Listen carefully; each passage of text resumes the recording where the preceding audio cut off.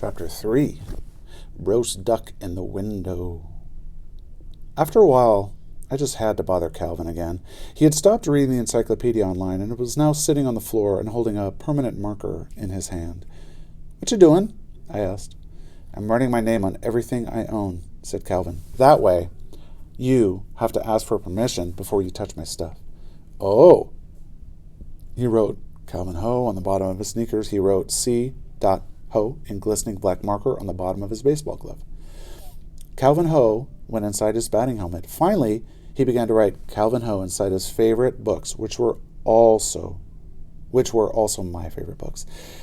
It looked like I had better get started before everything belonged to Calvin.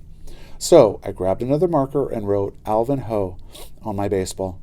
It was not on my play ball, but my special ball, kept in a clear plastic box on the shelf. Someone else had already written his name on it, Daisuke Matsuzaka, whose nickname is Daisuke. Daisuke Matsuzaka, whose nickname is Daisuke. I can roll as fast as dice too, especially when I'm Firecracker Man. So my name sure looked fantastic right next to his. "Not that ball's good for nothing but playing," said Calvin. "That's great news to me. I always wanted to throw it." But even better, Calvin seemed like he was now in a talking mood, so I gave him the bad news. "Calvin's rules for making friends isn't going to work for me," I said. "I can't do anything on the list on account of I can't even say hello. Got any other ideas?" Said Calvin, his marker in midair. "Are the other boys in your class bigger than you?" "Mostly," I said, "but Pinky is bigger than everyone. "Sometimes it helps if a friend is the same size as you," said Calvin. "Then you don't have to say anything." "How come?" I asked. "Dunno," said Calvin, just the way it works." Then Calvin went over to the computer, typed and clicked stretching exercises for accelerated growth, flashed across the scene. "See results in 5 minutes. Amazing results fast." There were all sorts of diagrams and instructions on how to grow a few inches. It was perfect. He printed a few pages, and we hurried inside to the backyard with them. Summer wasn't quite over, but fall was already showing off with pretty leaves. Butter cinnamon, orange, and burnt toast colored, the leaves looked like fireworks exploding in the golden afternoon light. And Annabelle was singing underneath them.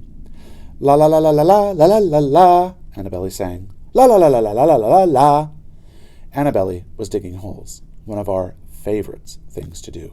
Her holes were not as good as mine. They weren't even real holes, just dimples, but she sure loved digging them. "La la la la la la la la la," she sang, like a little bird. The garden hose was in one hand, and one of my carved sticks was in the other. I ran over. I nearly almost gave her a thumping, but I didn't. I remembered, just in the nick of time, that I'm a gentleman.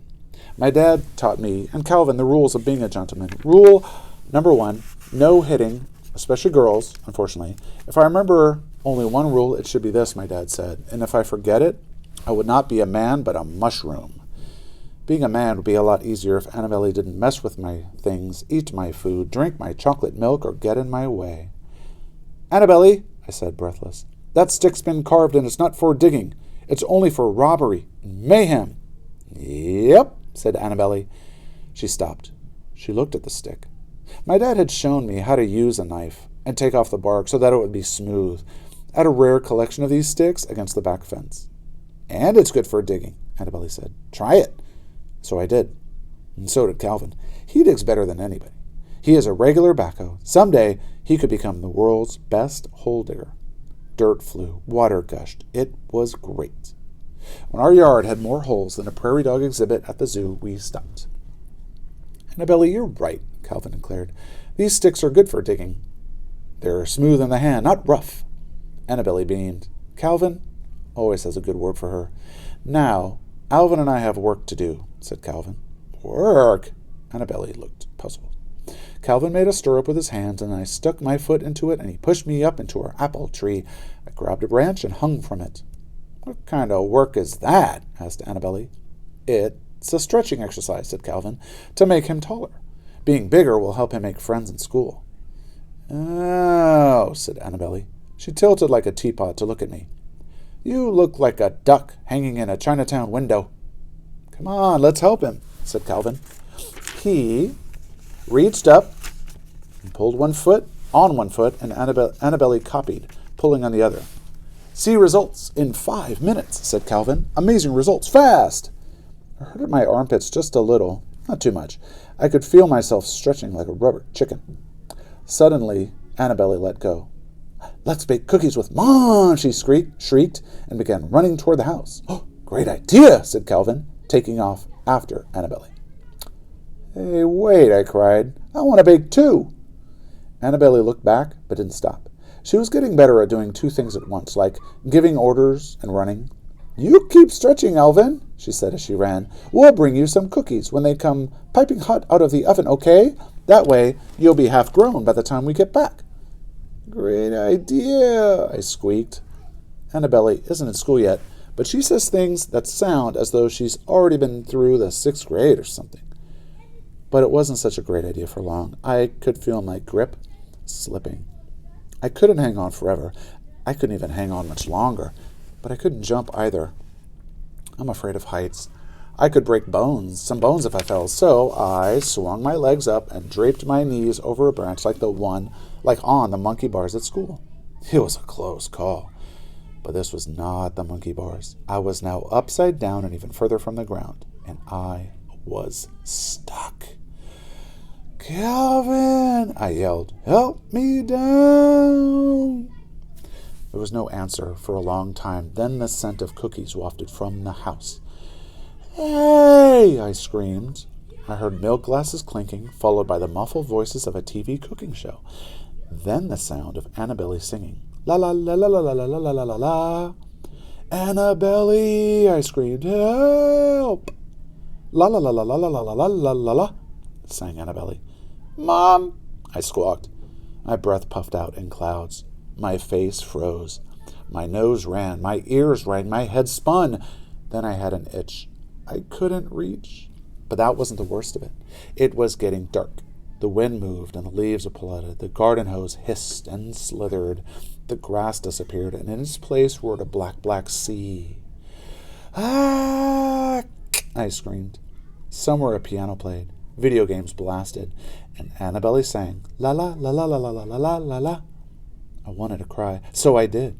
I squeezed the branch with my knees, and I cried full blast. Every crying is really great, even upside down. Everything is always better afterward.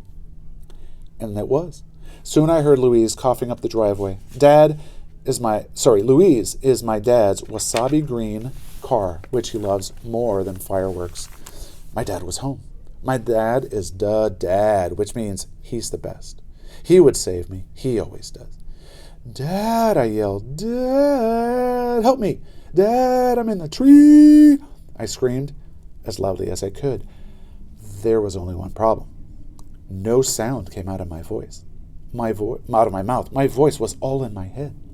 Out there in the cold, in the dark, in the grasp of the evil tree perched above the hungry sea, I was too scared to speak, and school hadn't even begun. Oh, you poor thing, said my mom, rolling me up in a blanket before carrying me into the house. How could we forget you? It's easy to forget me. I don't make much noise whenever I am scared out of my wits, and like my dad says, out of sight, out of mind, which means if you don't see me, you won't think of me either. But finally, when my mom saw my empty place at the dinner table, she thought of me. My mom is da mom. She never had another life like my dad, who was probably secretly a gung-fu action hero spy master assassin before he was a dad. She was always a mom. She was practically born that way, but that's okay. She is really super duper. She's not afraid of heights. She can climb a tree in 2 seconds flat and tear me, poor thing, from the grasp of the evil tree, just like that. I love it when she calls me that, poor thing. It's almost worth hanging like a roast duck to hear it. Poor thing.